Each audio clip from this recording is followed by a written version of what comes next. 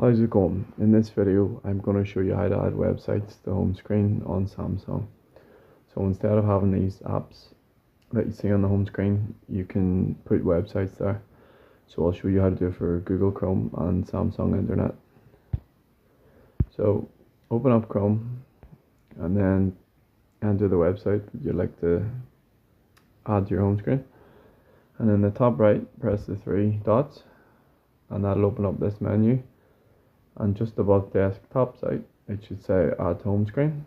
You simply tab it and then create the shortcut and press add. And you'll see Airbnb added to home screen. So you can drag it on the home screen and put it wherever you want. So you could put it down at the bottom.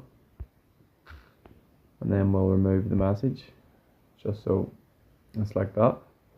So that's how to do it for Google Chrome. It's pretty much the same process for Samsung Internet, except this time you press the three horizontal lines in the bottom right, and then you press add page to, and then add page to home screen, and then add it, and that's added as well. So that's how to add a website to the home screen on Samsung. Thank you for watching.